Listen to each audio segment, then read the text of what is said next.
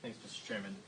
Tomorrow, the DOGE subcommittee is holding a hearing on men and women's sports. In your understanding, what does men and women's sports have to do with government efficiency? And then secondly, how should Democrats approach the issue of transgender participation in sports, given that it's not an issue that's necessarily split on party lines?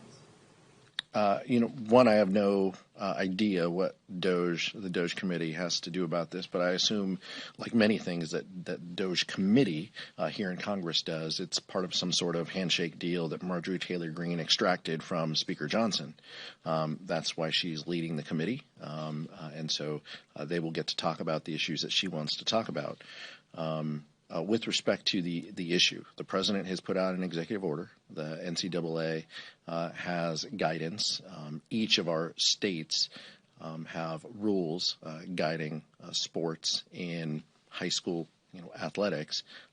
In California, our law says that the student gets to decide where they participate. If Republicans want to add layers of government to that, they're free to engage in that debate. We feel that is a topic that is best left to our scholastic and sports authorities locally and parents in that case.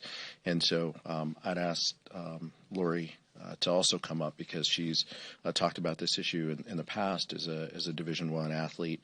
But House Democrats, there's no space in between House Democrats, on this issue. We oppose Marjorie Taylor Greene, adding this to a list of things that they want to affect.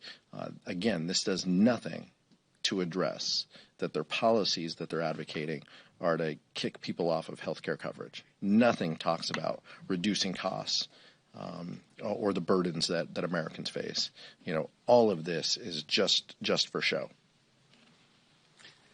Yeah, to be honest, I don't really have anything to add. Chairman Aguilar covered it quite well.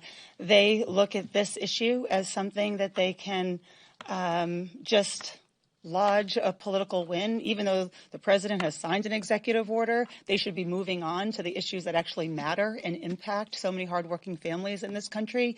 But they won't because they keep coming back to this issue as though it's one that is relevant in people's lives. So look, I was a college athlete myself, and I've been pretty upfront about, where there's big differences between a transgender athlete playing at a collegiate level or a high school level and not letting 6-year-olds play in their youth soccer sports. And that's who they're targeting with these cruel policies, is not letting kids participate in youth leagues. It's totally government overreach, and we've got the structures in place to make those rules, but they're bypassing it because they look at it as a political opportunity.